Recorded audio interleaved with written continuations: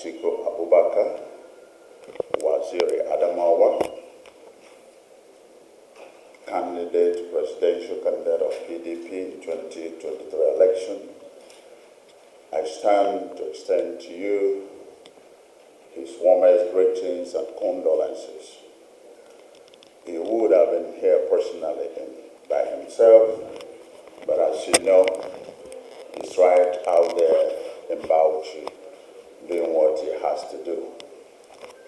He has actually written a well-worded condolence message to the family of Dada Akonwafo through the national chairman of this planning committee, Chief Iwanyanwu.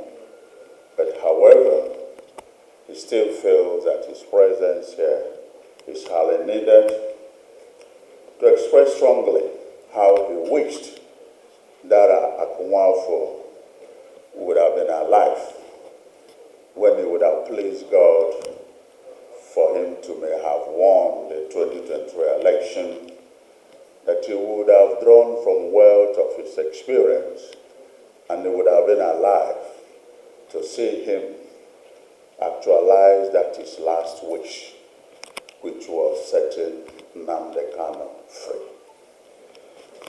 He has no doubt that the nation will miss him, especially this critical time. He saw in him as one of those he drew aspiration and the courage in his battle for recovering of Nigeria. Because even when things were so rough, many times he had been to prison with his colleagues, the founding fathers. He never gave up.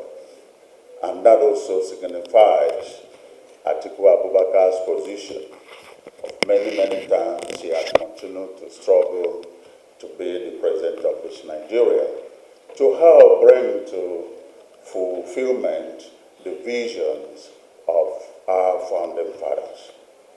On this note, we can only pray for the repose of his soul and ask Almighty God to grant him mercy and his soul eternal rest. Thank you very much.